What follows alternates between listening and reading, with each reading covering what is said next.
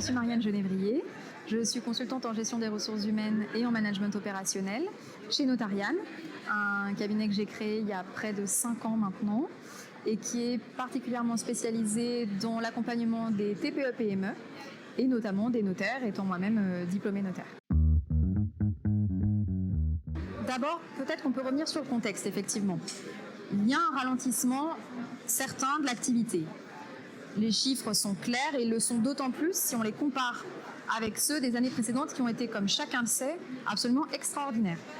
Si on les compare à des années plus ordinaires, on conserve quand même une bonne activité, une activité qu'on pourrait qualifier de correcte. Et puis, cette vidéo date de plusieurs mois déjà. Nous sommes fin 2023 et nous bénéficions du plus grand hauteur de vue. La baisse d'activité n'a pas été ressentie avec la même intensité pour tous. Elle ne s'est pas déclarée au même moment. Certains créateurs avec lesquels je travaille sont restés en phase de croissance jusqu'à aujourd'hui.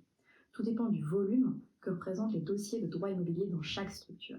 Tout dépend aussi des charges et de la masse salariale qui pèse sur les offices. Ceux qui ont réussi à ne pas déstabiliser leur politique salariale pendant le mercato s'en félicitent aujourd'hui.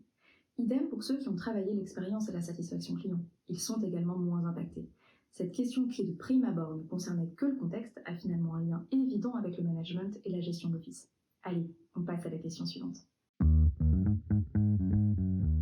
Il y a différents types d'accompagnement, du plus light au plus complet, au plus profond. Un chef d'entreprise aurait tort de se priver d'un accompagnant. Un accompagnant, c'est celui qui marche à côté d'eux, dans le cadre par exemple d'un coaching.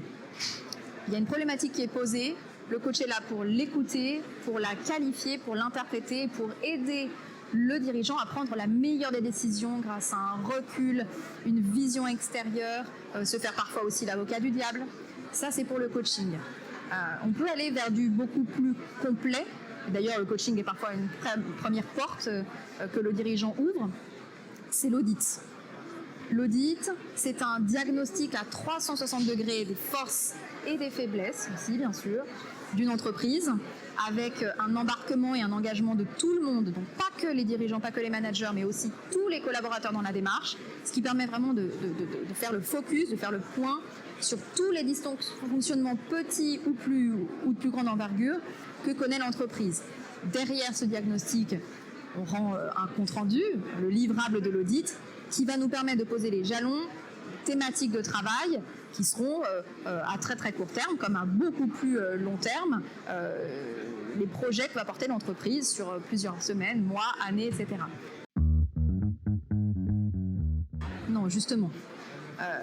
Je crois vraiment qu'il est important aujourd'hui qu'on prenne conscience que un collaborateur qui intégrerait une structure, une entreprise, un office, une entreprise à part entière, qui ne respecterait pas, ne partagerait pas les mêmes valeurs que lui, ne le fera certes peut-être, parce que chacun a ses raisons, que de manière alimentaire, mais en tout cas partira dès qu'il le pourra, dès que le marché lui sera plus favorable.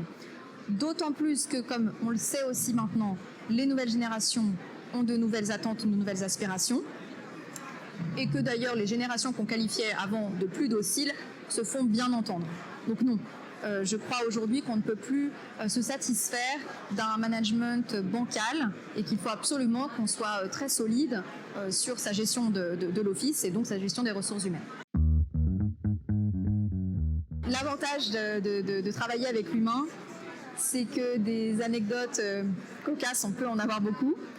Je pense à quelque chose là pour aujourd'hui. C'est l'histoire d'un notaire chef d'entreprise, un peu fatigué, c'est un euphémisme, qui reçoit un candidat en entretien d'embauche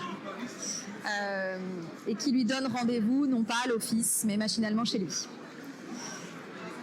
Le candidat poli se rend au rendez-vous, se rend compte que c'était un endroit avec femmes et enfants, peu propice a priori à un entretien d'embauche.